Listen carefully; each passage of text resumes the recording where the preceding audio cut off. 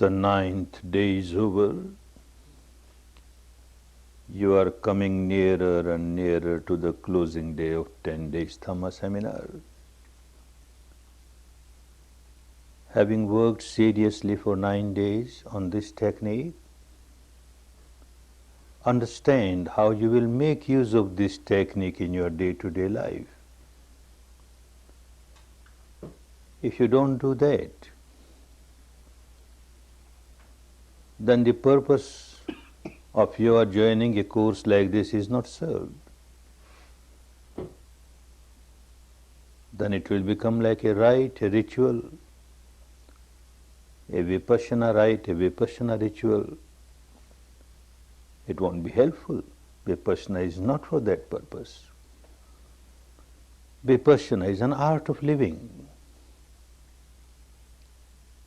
How to live a proper life, a moral life, a peaceful life, a harmonious life, good for oneself and also good for others. One has to keep on examining oneself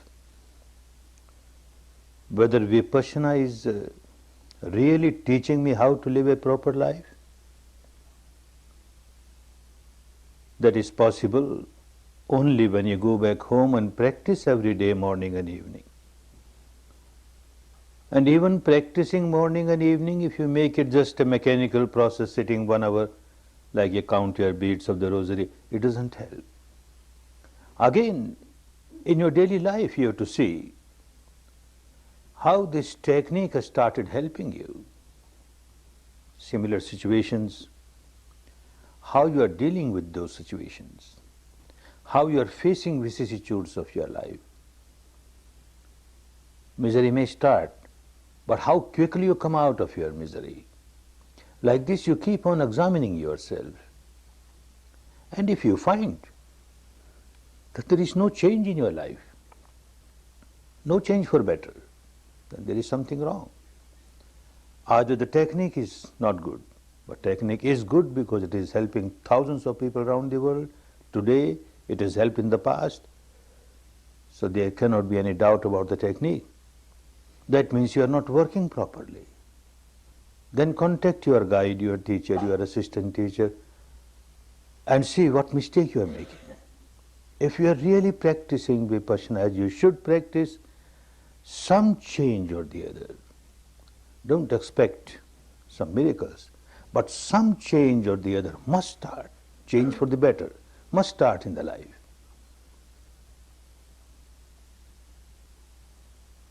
Anything may happen in the life which used to happen previously also. Some unwanted thing has happened. A wanted thing has not happened. Somebody has misbehaved and you reacted.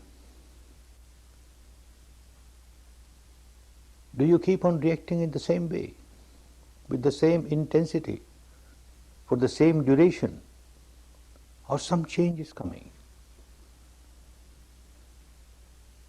When you reacted, how quickly you have come to senses, started observing sensation, come out of your negativity, and you have started generating love and compassion for the person against whom you had started generating negativity in the first instance.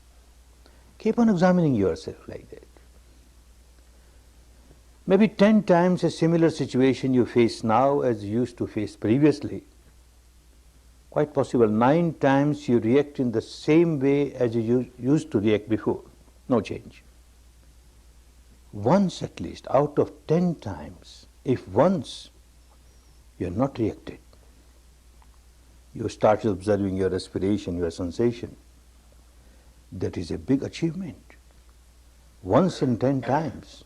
This alone will become twice in 10 times, thrice in 10 times, and like this you will find you are really progressing on the path.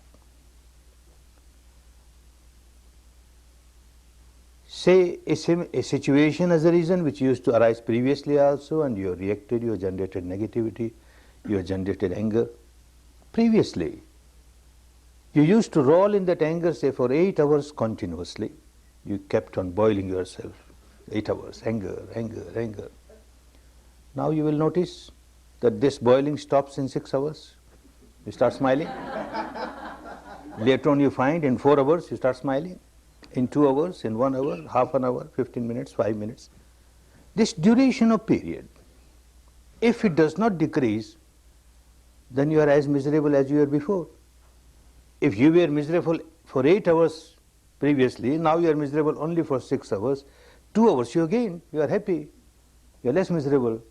4 hours, if you boil only 4 hours, you are miserable only 4 hours. And like this duration must become less, less, less. Although you did not start observing your respiration or sensation, yet you will find this duration becomes less, less. The intensity becomes less, less. No magic, no miracle, no supernatural power comes to help you. The law of nature is such. If you had been playing game of sensation for 10 days here, it does not give any good result. I keep on reminding it to the students again and again.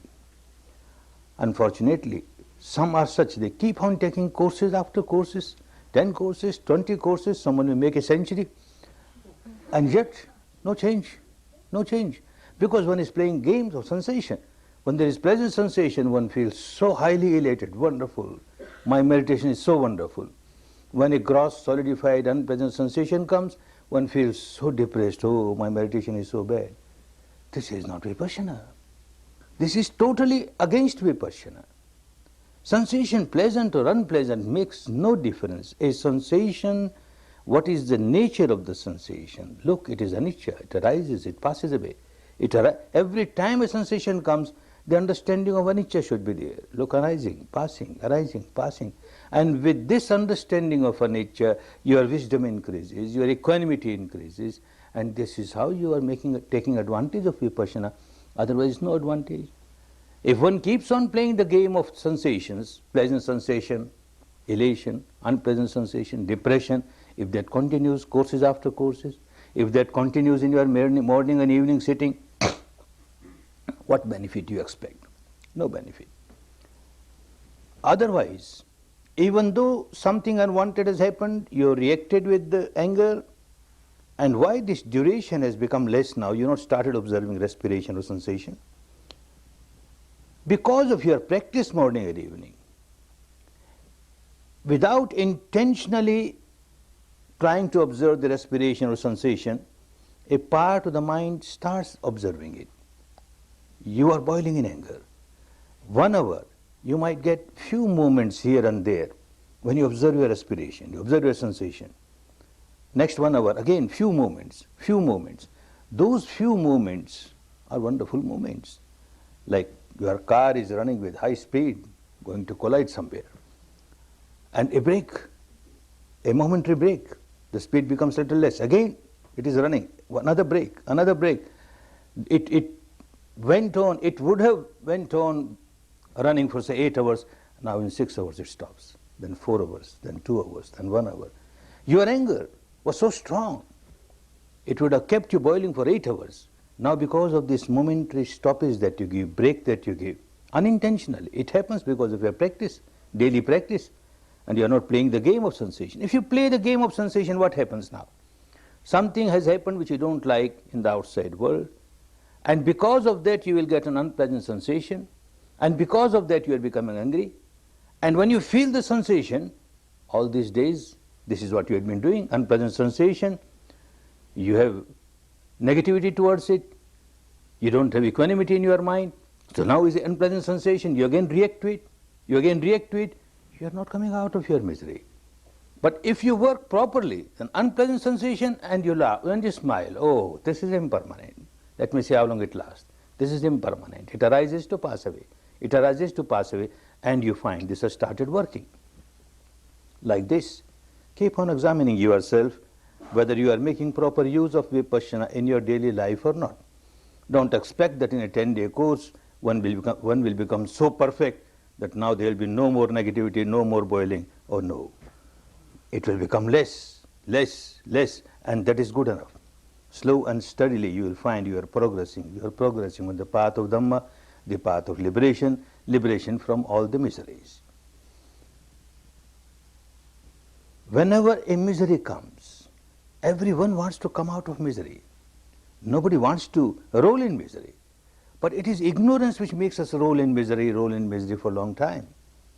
Saints, sages of the past, even ordinary human beings, they had been looking for a way to come out of their misery. Something has happened in life, very unpleasant, and then one has become very miserable. And that incident keeps on striking again and again in the mind. One becomes more and more miserable. So one way out, people thought, was just divert your attention. People started running after sensual pleasures. One is very miserable, and to come out of misery, one will divert the attention, go to a cinema, go to a theater, go to a dance hall, go to a bar, this or that, and feel, yes, I am out of my misery. You are not out of misery. Because all these sensual pleasures generates attachment in your mind. And attachment and misery go together. You are becoming more and more miserable. This is the two sides of the same coin.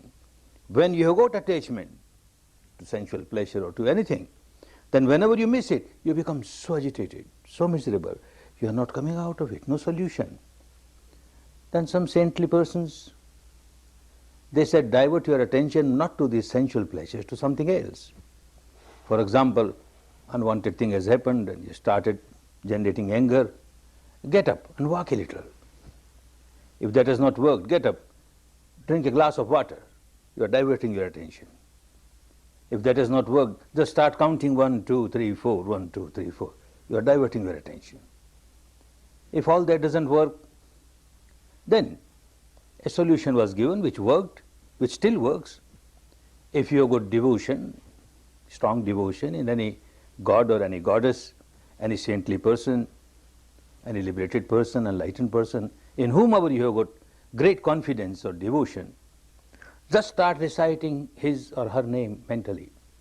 Keep on reciting, reciting, reciting. Because you have got devotion, it becomes easy for you to recite it. And as you are reciting, you are diverting your attention to something else. Your anger subsides and you feel that you are free from anger. Or another solution, you just imagine the shape or the form of that particular god or particular goddess or saintly person or enlightened person, and keep on remembering that imaginary shape or form. You will find your mind is getting diverted and you feel you are coming out of your anger or your misery or any negativity or any defilement that has arisen in the mind. You are coming out of it. It looks like that. It looks like that you have pushed out your negativity by reciting these names. But the reality is not so. Those who became fully enlightened, they became fully enlightened because they explored the entire field of mind and matter, transcended the entire field of mind and matter, and experienced something beyond that, the eternal truth, ultimate truth. They experienced the entire law of nature. They understood that whenever you divert your attention, it appears as if you have put aside your negativity, but actually you have suppressed your negativity. It has gone away from the surface level of the mind and is being pushed deep inside. At the surface level of the mind you feel, look, now there is no anger or no hatred or no ill will or no passion or no fear, whatever negativity has come, it's gone now. But suppressed deep inside at the unconscious level or half-conscious level, it keeps on rolling there and keeps on multiplying, multiplying, multiplying. You are not come out of your misery. Escape is no solution to the problem. And these enlightened people found out. Observe it. Observe it. Whenever any negativity arises, a passion arises, don't suppress and don't give it a free license to express itself at the vocal level or the physical level. Similarly, fear arises, anger arises, hatred arises, worry arises. Don't suppress it and don't give don't express it at the vocal level. They gave a middle path. Observe it. Anger has arisen. Observe it. Passion has arisen. Observe it. As you observe, you are not suppressing it. As you are just observing objectively, you are not expressing it. Just observing, and you find it becomes weaker, weaker, weaker, and passes away. It has not become a problem. Your problem is solved because you are observing it. Very good solution, but very difficult to practice. Very difficult to practice. When a negativity arises, say anger has arisen, so quickly you get overpowered, overwhelmed, You can't observe. So difficult. Something which you can't observe. There is no solution. Then it's only theoretically all right, but you can't practice it. These enlightened people, when they gave any sermon or any advice, it was practical advice. They knew very well that when a negativity arises, it is so difficult for anyone to observe the negativity, abstract negativity as it is. But they realized mind and matter are so interrelated.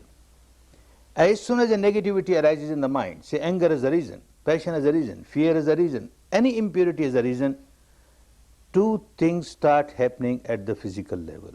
One at a little gross level, other at a little subtle level. At the gross level, your breath will lose its normality. When you have anger or passion or fear, breath can never remain normal. It will become little fast, little hard. When that particular impurity has gone away, again it will become normal. So something starts happening at the respiration level. And another thing at a subtler level, some biochemical reaction will start. Palpitation might become increased. Heat may be there. Perspiration may be there. Tension may be there. Something starts happening at the biochemical reaction of the body level. These two things, it is very difficult to observe anger as anger, abstract anger, passion as passion, abstract passion. But if one practices, it becomes easy to observe the respiration, to observe the sensation on the body. And this is what they started teaching.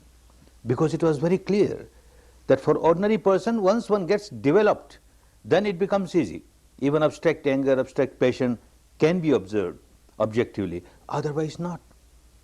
Even if you sit to meditate, you can't meditate. Anger as a reason. First important difficulty is, first important problem that comes is, you are so overpowered. You don't remember even that I should observe my respiration or my sensation or the anger. You just get overwhelmed with that. Then there must be somebody to remind you. You must have a private secretary around. Whenever anger comes, this private secretary must remind you, oh look master, anger is coming. And as Buddha said, you observe your anger, observe your anger. Private secretary will work for 8 hours only in the day. And I don't have agreement with the anger that you should come only when my private secretary is on duty. It can come any time in 24 hours. Any day in 365 days. So I must have 3 shifts, 3 private secretaries. Then every country have their own labor laws. You must give staggering holidays. So 4 private secretaries or 5 private secretaries. Who can afford? Right, somebody is afforded. There is always, every moment, a private secretary like a shadow. And anger is a reason. And this private secretary will say, oh look master, anger. Anger, come out of the anger, observe anger. The first thing I do, I slap him. You fool. Are you here to teach me? I'm my own master, I know what to do. Anger. Anger is anger. All right, I have not behaved in the wrong way. And I thanked him. All right, you were kept for that purpose. You have advised me very good. Now I must observe my anger. How to observe anger? There is no shape of anger. There is no color of anger. You close your eyes and try to observe anger. What you will observe? Only the object of anger. So-and-so said like this, so-and-so did like this. Something unwanted happened, wanted didn't happen. And that keeps on coming in your mind. You are not observing anger.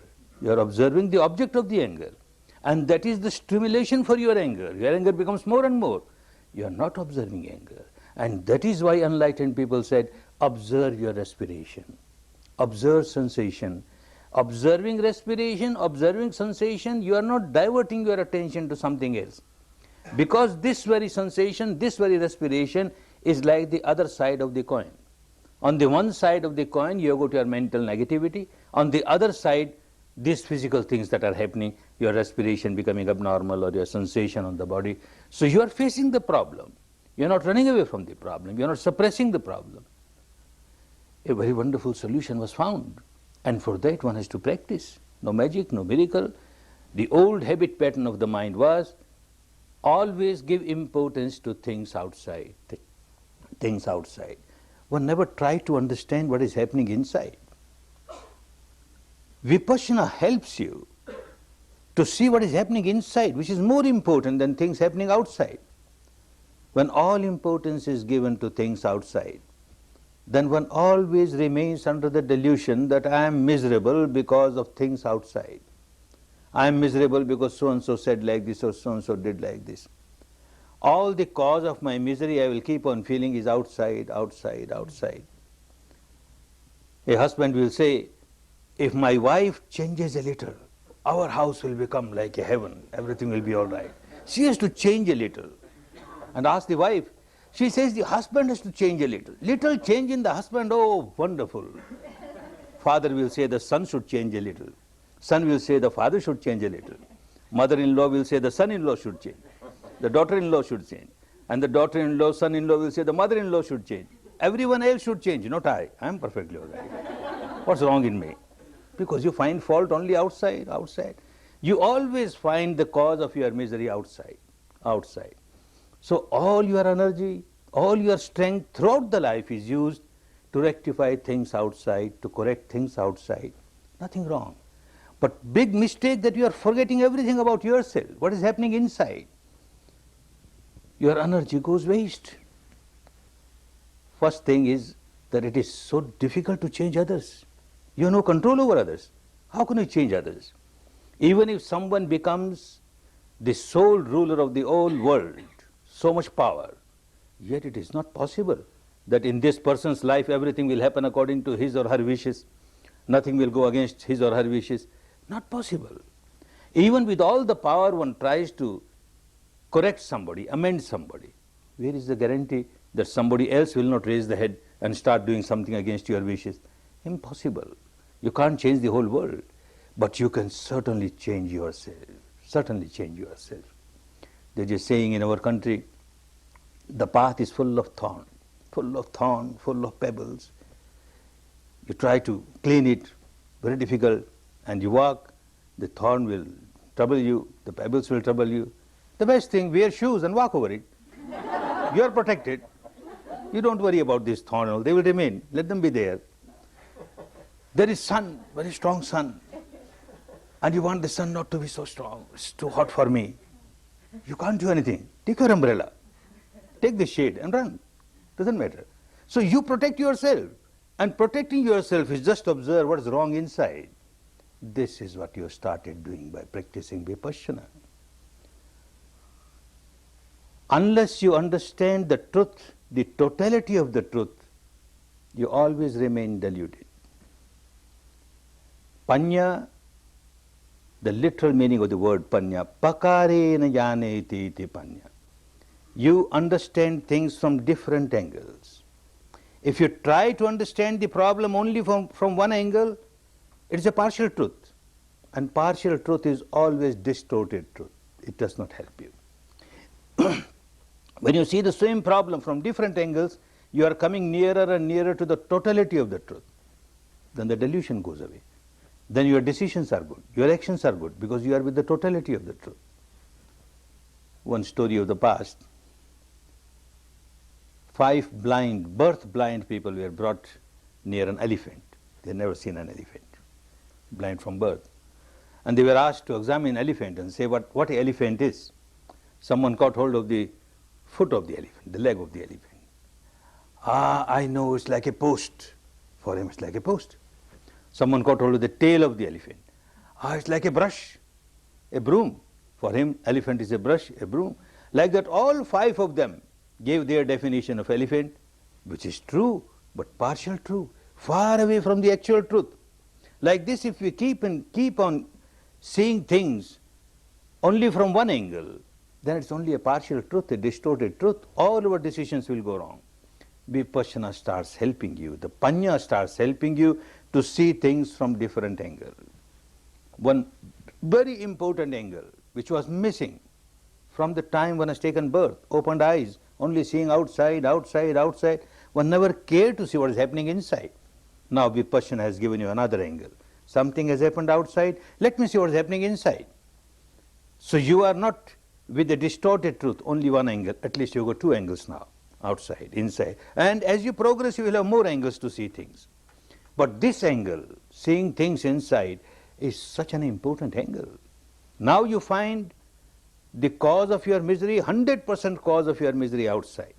But as you progress on the path, and you start observing things inside, very soon you will reach the stage where you will start saying, yes, something happened outside, but also something happened inside. So cause of my misery is 50% outside, 50% inside. All right.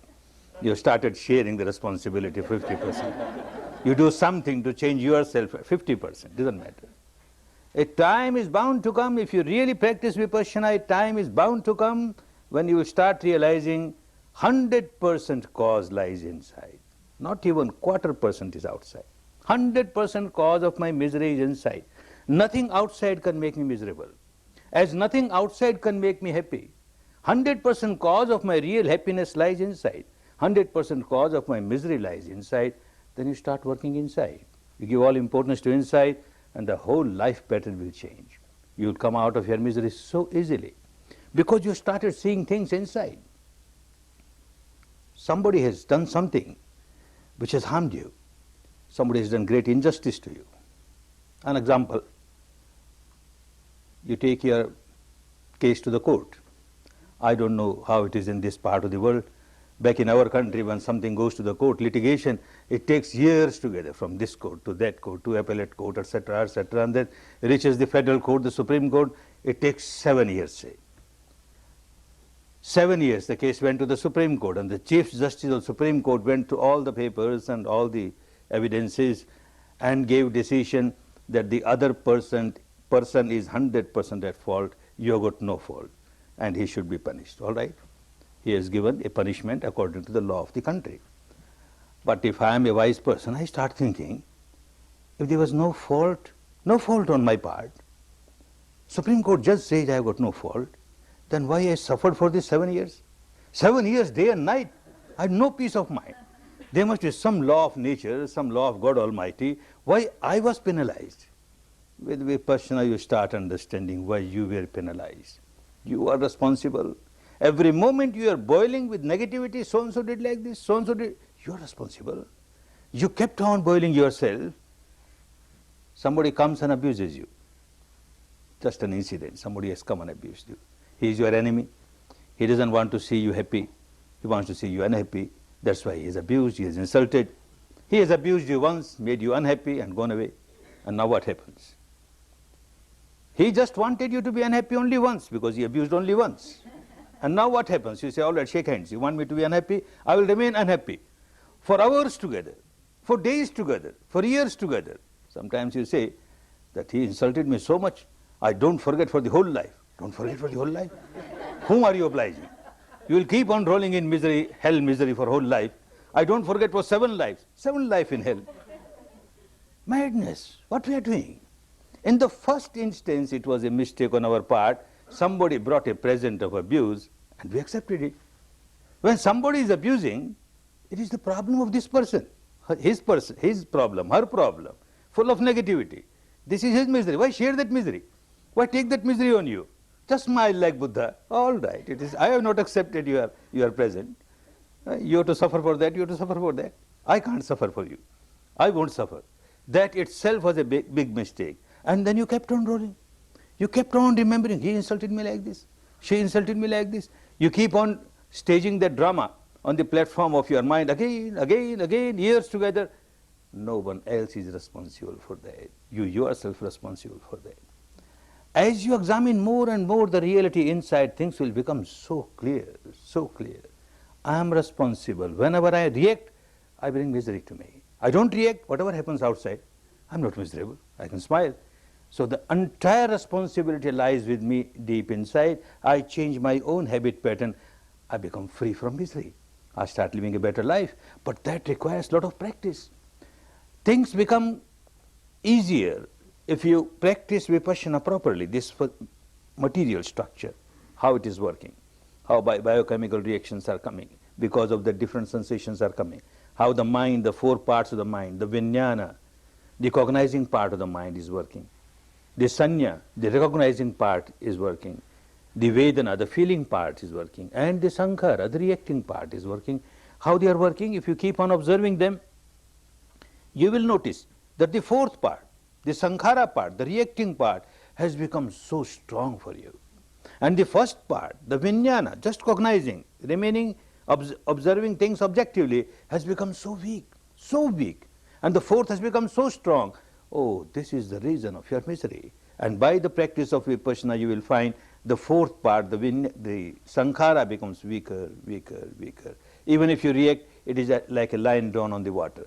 It won't be so deep. And the first part, observing objectively, becomes stronger, stronger, stronger. You are coming out of your misery easily. Otherwise, if the practice of vipassana is not done properly, the results, you can't expect the results that you should get by practice of vipassana. As you keep on observing the reality, it becomes so clear where the mistake is, where the misery starts, how the misery starts.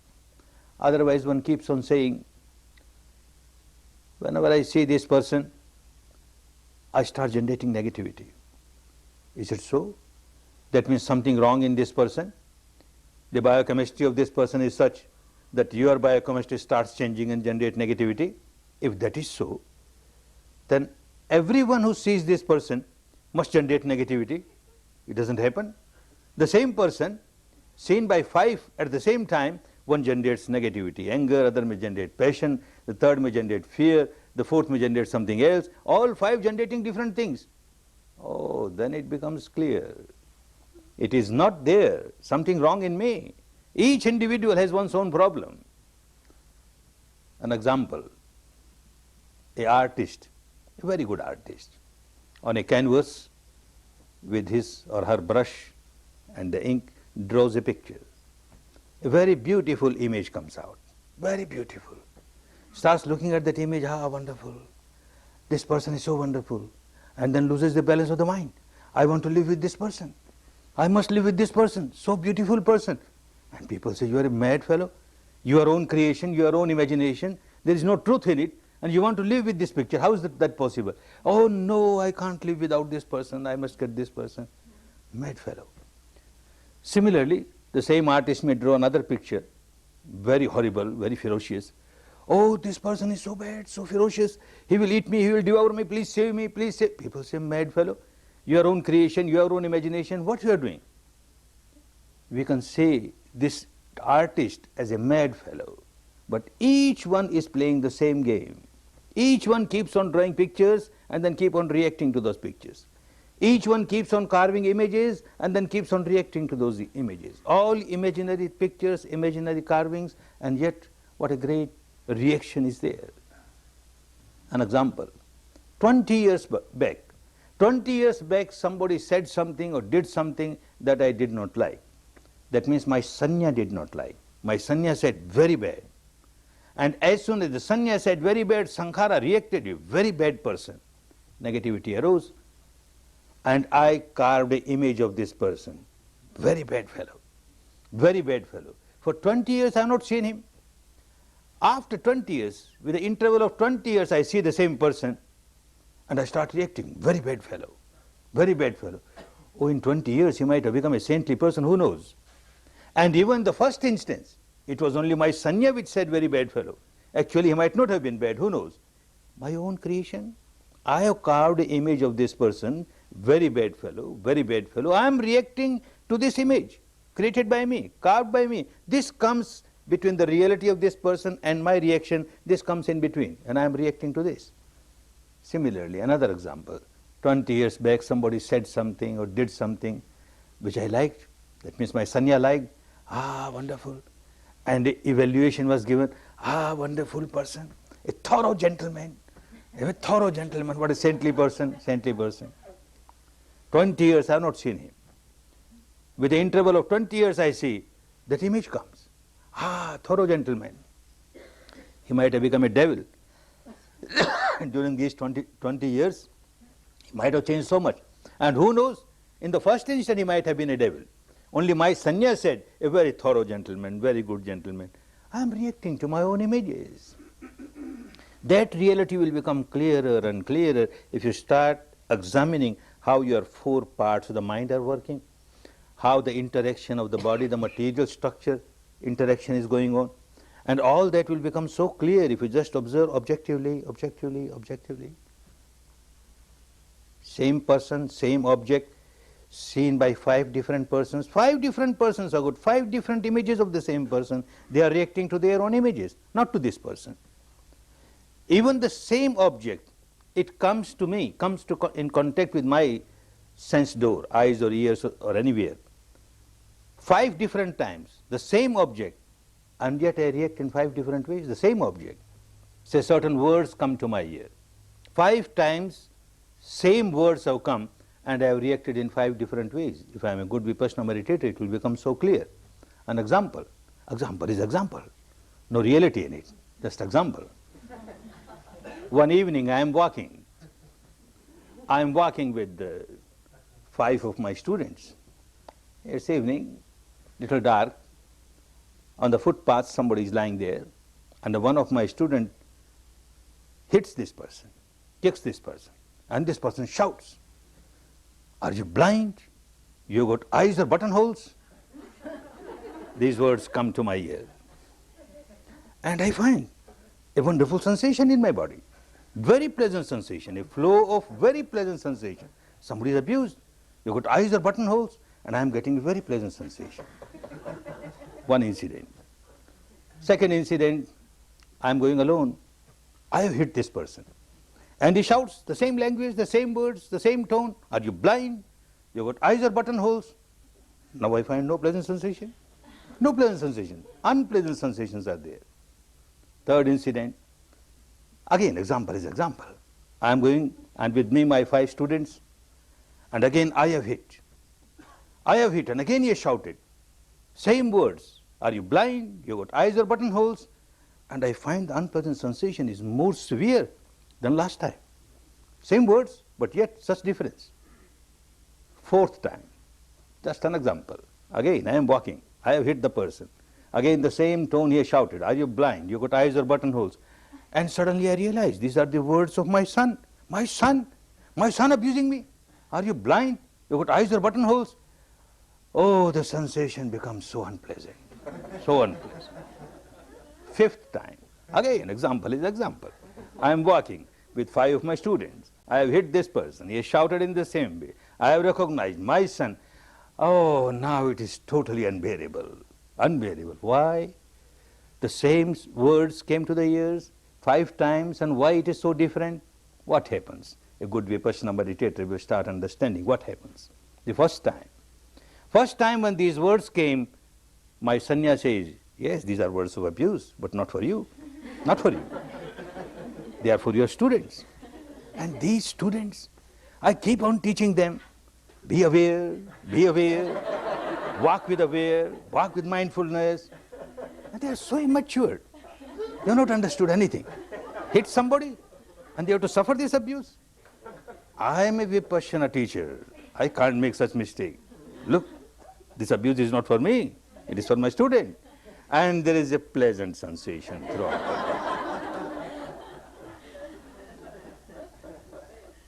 As soon as one takes birth and grows and comes to senses, whether one comes to senses or loses senses, who knows, but in the worldly language we say one comes to senses. The first thing one does, carves an image of oneself. I, Goenka. And when I carve my own image, I carve very beautiful Goenka, wonderful Goenka.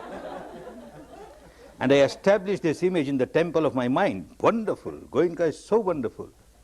Now, first time, when I found that abuse is to my students who are immature, I am a matured person, I am a Vipassana teacher, then this image got some more shiny over it, some more polish. Ah, wonderful. Goenka is so wonderful. He cannot make mistakes. Others make mistakes. Second time, the same abuse, and my sanya says, "It is for you now, not for your student. There is no student here." And this image that was carved and attachment towards this image, and this image gets shattered. Somebody abusing me? Such a big Vipassana teacher, me? What happened to you? You're not bleeding? You're not dying away? What's wrong? Why you shout? The whole attitude changes now. Very unpleasant sensation starts. And third time again, why it was much more? Because these 5 students who were with me, one keeps on making this madness. One carves one's image and establishes in one's own mind, develops a lot of attachment, that itself is madness. Now another thing that one keeps on doing, establishes a good image of oneself in the minds of others. Every student must know, Goenka is wonderful. Oh look, Goenka is wonderful. And that image, one plays so many dramas and so many things just to establish a good image. These 5 students, I had done so much to establish my good image in the minds of these 5 students. Now all these 5 students, the image is shattered. Previously only 1 image was shattered. Now 5 images getting shattered. I feel so unhappy, 5 times more unhappy. Somebody abuses me when I am alone. I say it doesn't matter, he has abused me. But in public with so many people, what makes the difference? Abuse is abuse.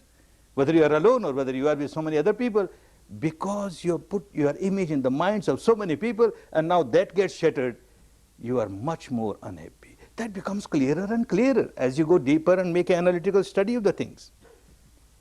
4th time, why it is more unhappy. The sphere of I increases now. Mine, mine, mine. And you start making images of mine, my son, my daughter, my wife, my husband, my mother, my father, my so, my so, my so. And you carve a beautiful image. And you start developing tremendous amount of attachment. At the apparent level, you keep on fooling yourself. I love my son, I love my wife, I love my husband, I love my mother, I love my father. If you go deeper, you will understand you don't love anybody. At the time of Buddha, the king of the country Pasenjit, he came in contact with Buddha, meditated, became a good Vipassana meditator. And one member of the family becomes good meditator, others slowly get attracted. So the whole family was a Vipassana meditator. His wife Mallika, the queen, she also very good meditator. Both of them meditate in their meditation room in the palace. One day after 1 hour sitting, this king asked the queen, Mallika, tell me, whom do you love the most in the world? And she says, wonderful. The same question came in my mind while I was meditating, and I realized I love myself. I don't love anybody. I don't love anybody. Pasenjit smiled, he said, the same question came to my mind. I examined myself. I found I love only myself. I don't love anybody. Without Vipassana, it would have been totally different. A queen saying to the king that I love only myself, not you. Her head would have been taken off. What kind of queen? But now both are Vipassana meditators, very happy. They went to Buddha and said, sir, in meditation it so happened. Buddha said, sadhu, sadhu, sadhu. This is the beginning where you can start rectify yourself. So long as one remains under the delusion that I love so-and-so, I love so-and-so, I love so-and-so, one does not come out of the madness. When one starts realizing I love myself, oh look what a self-centered person I am, what a selfish person I am. Whom you say mine, my son, my wife, my husband, etc., etc., you've got a dream, you have certain aspirations, and you want this person to fulfill those dreams. You are dreaming that this person will fulfill my dream, such and such dream. And that's why you are loving. Your love is expecting something in return. And when your love is expecting something in return, you are not loving this person. You are loving yourself. You are loving your own aspirations. You are loving your own dreams. Self-centered love. It doesn't help. Pure love is just one-way traffic you give. You don't expect anything in return. You just give. Just give. When a Vipassana meditator starts realizing that, then one starts coming out of this selfishness, this narrow-mindedness. So now what happened in the 4th time?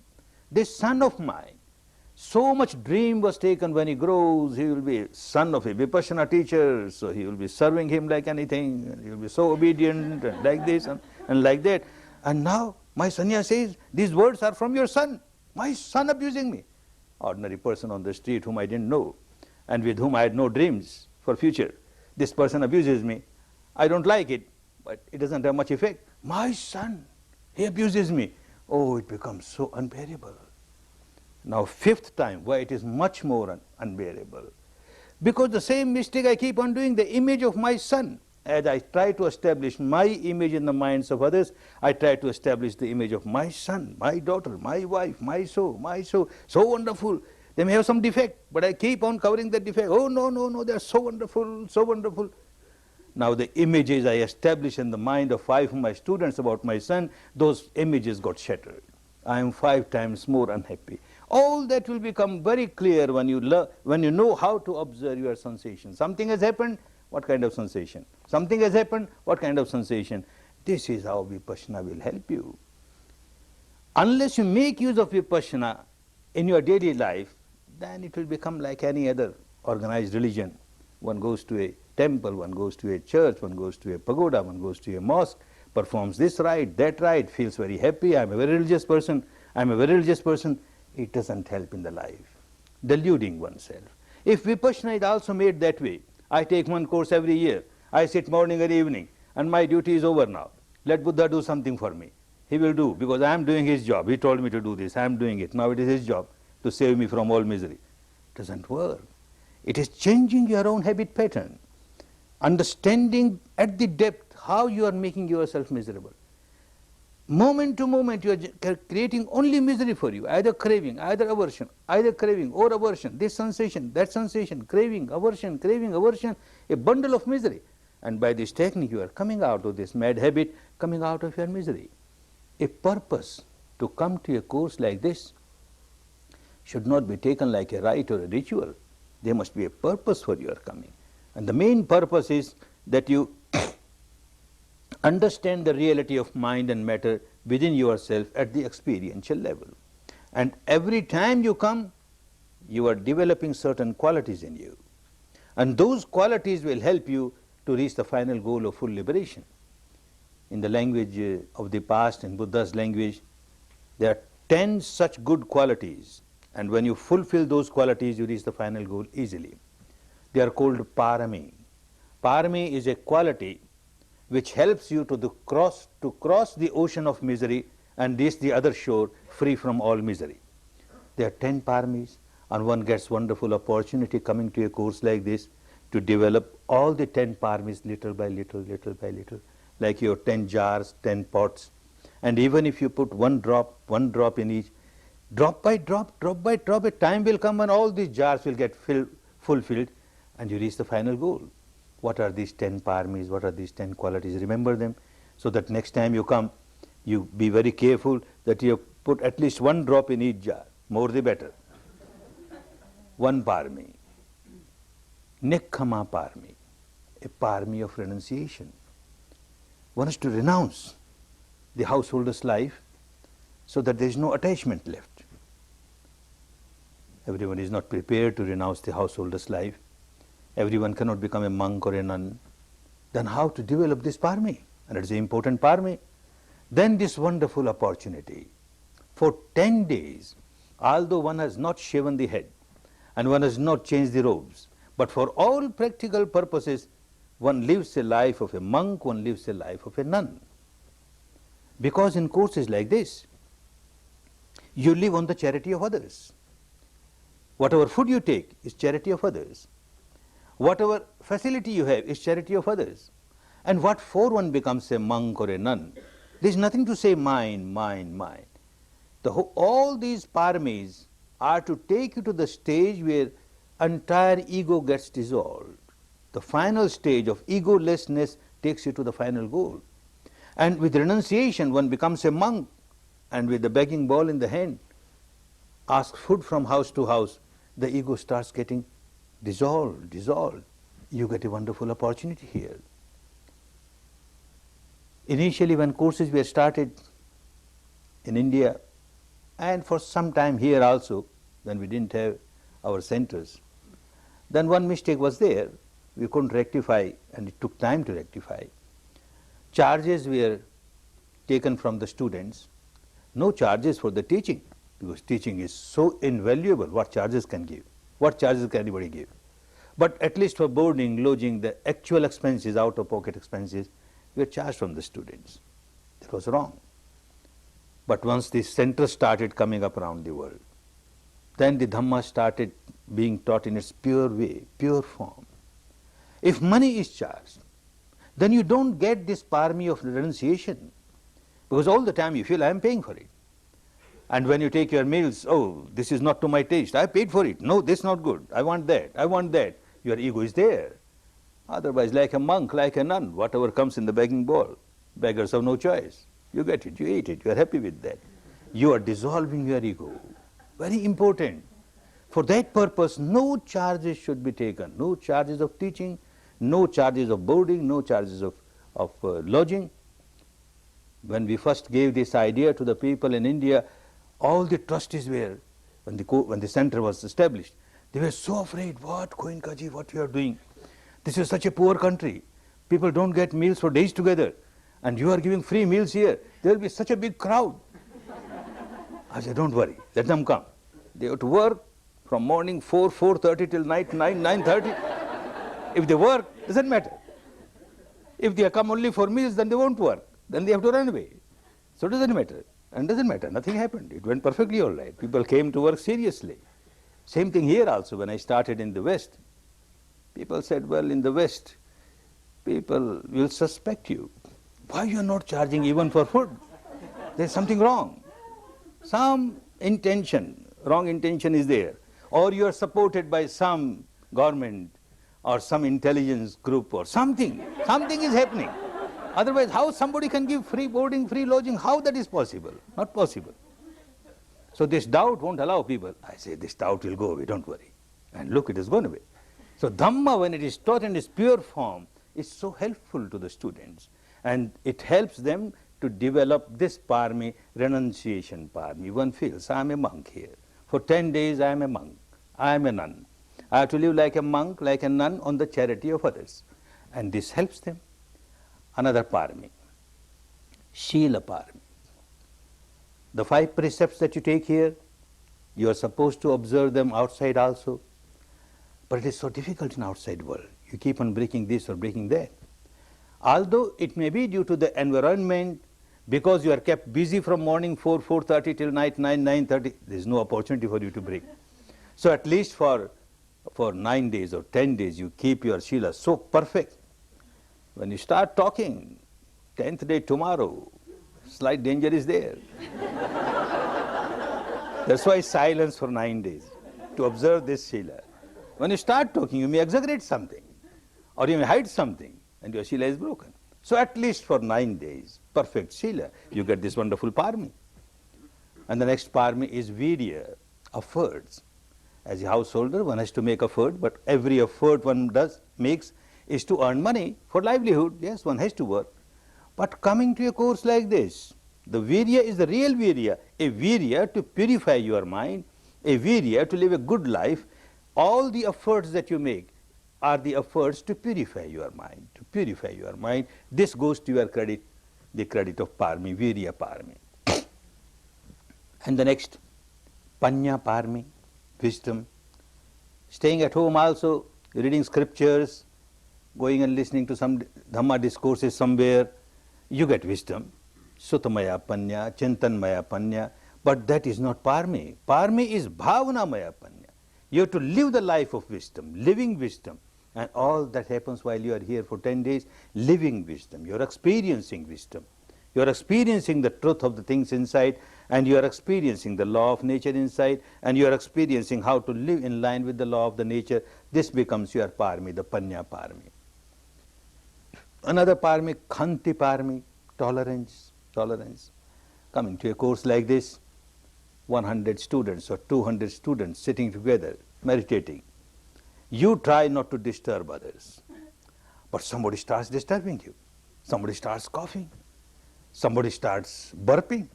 Somebody starts hiccuping. Something happens, and you feel so irritated. Mad fellows, why they are disturbing others? And then suddenly you realize, oh, I have come here not to generate negativity. I must generate only compassion, love. This person is ignorant, or this person is a sick person. Why generate negativity? And you come out of this negativity, you learn how to develop your parami of tolerance, Khanti, Khanti, Khanti. And the next parami, parami of truth. Truth at the vocal level is a good parami. But here at a deeper, subtler level, every step on the path must be with the truth, truth, truth that you experience. Not the truth experienced by Gautama the Buddha, or the truth experienced by Jesus Christ, or the truth experienced by your teacher, nothing doing. Your own experience from moment to moment, moment to moment, this will take you to the final goal of ultimate truth. So truth, truth, truth, this parami becomes stronger, stronger, stronger. Aditthana parami, strong determination. Somebody comes to a course like this, the first thing one does, strong determination. I will stay here for 10 days, let anything happen. I won't run away on the second day. I won't run away on the sixth day. I won't run away on any day. I will be here for 10 days. Any kind of operation is acceptable to me. Another adhitthana one takes. I will observe all the rules, regulations, discipline, timetable, and this adhitthana helps. Another adhitthana which comes after vipassana, you sit for 1 hour 3 times. You don't change your legs, you don't open your hands, you don't open your eyes, so much of pain, and yet you fulfill it. That parami is a wonderful parami. And it is so helpful in the long run. Understand, when this person became fully enlightened, that night when he sat under the tree, he sat with the adhitthana, with a strong determination that I won't change my posture, not till 1 hour or 2 hours, till I become fully enlightened. It may take years together, that all my bones get scattered, I don't mind. I won't change my posture. And if you come to that stage and you sit, and 10 minutes a pain starts, you say, no, I will sit later on. I will sit later on. So for lives together you have to develop this parami for adhitthana, so that when your time comes, you sit with this strong determination and come out successful. Very important, very important. Another parami, metta parami. Tomorrow you will learn this technique. Love for all beings. Love for all beings, compassion for all beings. Well, we are taught from the childhood, love thy neighbor, love thy neighbor. So we keep on saying at the surface level, may you be happy, oh my neighbor, may you be happy, may you be happy. But we have got so much negativity towards this person. Deep inside we keep on saying, you go to hell. Oh my neighbor, you go to hell, you are so bad. That doesn't work, that doesn't become a parami. Because the deep inside your unconscious mind is much stronger than the surface level mind. So when you keep on giving metta only at the surface level, it doesn't work, it doesn't become your parami. This technique, for 9 days you keep on purifying your mind, keep on purifying your mind, keep on breaking the barrier between the surface mind and the inside mind, and then tomorrow on the 10th day you learn this metta, may all beings be happy, may all beings share my peace, my harmony. Then there is no trace of negativity, and you are learning the real metta which goes to your credit as a parami. And the next, upekkha. With all the experiences that you have here, upekkha, equanimity, equanimity, equanimity. Whatever experience you have, pleasant, unpleasant, neutral, equanimity, you get a wonderful opportunity. Otherwise in the life, when ups and downs are coming, vicissitudes are coming, you may have equanimity, but that equanimity will be at the surface level of the mind. But now you are experiencing at the depth of the mind. The sensations are experienced by the deepest level of the mind, and you are training this deepest level of the mind to remain equanimous, upekkha, upekkha, upekkha. This becomes your parami. And the next, dana parami, donation. As a householder, it is very difficult for a householder to reach the final goal. Why? Main difficulty is that a householder is not supposed to go and beg food. A monk and nun should go out and beg food. A householder has to work hard, very hard, work honestly and earn money. Support oneself, support those who are depending, and support others. This is the responsibility of a householder. Once you start working and you start earning, then the ego gets inflated. Look, I am such a smart person. I am such a clever person. I am so intelligent. And that is why I am successful. Others are not successful. I earn this much, I earn that much. The money that comes develops so much of ego in the mind, and so long as the ego is there, you are far away from the final goal of full liberation. Now how to come out of this ego? On the one hand, one has to earn money. And on the other hand, every money that comes generates ego in you. That is why the saintly people, the enlightened people, they advise that whenever you earn, you keep on understanding that you are not earning for yourself. Of course, you are earning for your own maintenance and the maintenance of all those who depend on you, but you are also earning for others, for others. Others have got share in my earning. Then the ego becomes less. It won't be that strong. In a course like this, 10 days are over. One has been dissolving the ego, purifying the mind, Then whatever donation one gives, according to one's own capacity, less or more, is a material, gives with a purity of mind, not expecting anything in return. Even this dana becomes very impure when you expect something in return. Your love becomes very impure when you expect something in return. Your service to others becomes very impure if you expect something in return. So also the dana becomes very impure if you expect something in return. I have given so much dana, so there must be one bungalow made for me. Whenever I come, I must be there, all comforts for me. When I am not there, all right, let others use it, doesn't matter. But when I come, and first admission, I must always get admission, all those, expecting something in return. Or I have given so much dana, so on this bungalow or on this structure, my name should be written, donated by Goenka, the great Goenka. All that madness, because one doesn't know what Dhamma is. This is what one has been doing the whole life, working here for 9 days, for 10 days, dissolving ego, dissolving ego. Oh, whatever I am giving is for the good of others. As I got so much benefit because somebody gave for me. Somebody gave this charity, and that is why I got all this wonderful Dhamma which is so good for me. May similarly more and more people get benefit from it. So the charity that comes from the mind of purity, just helping others, seeing others coming out of the misery, this goes to your credit as a parami. Otherwise, if the ego gets built up, then it is no more parami. All these 10 paramis, you get wonderful opportunity coming to a course like this.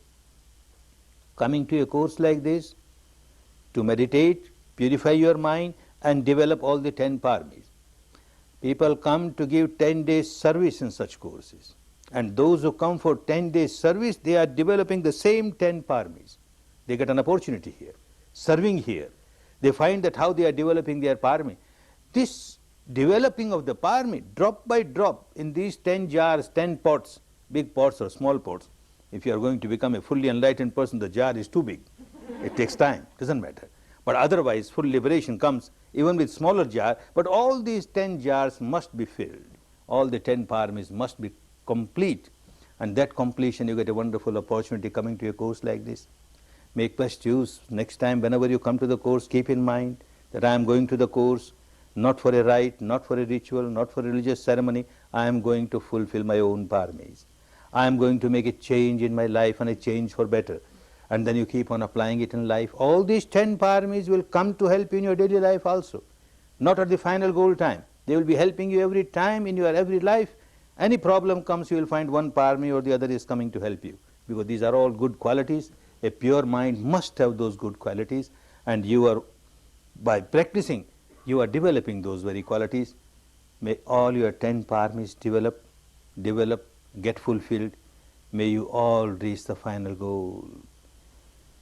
May you all experience liberation, liberation from the bondages, the shackles, the chains of all the defilements, so that you enjoy real peace, real harmony, real happiness, real happiness.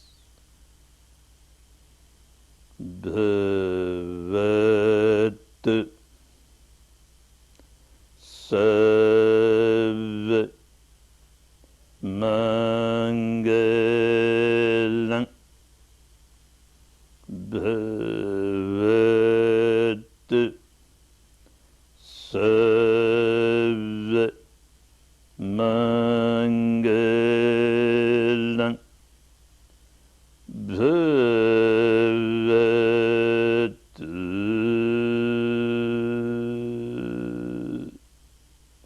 Sarva Mangalam.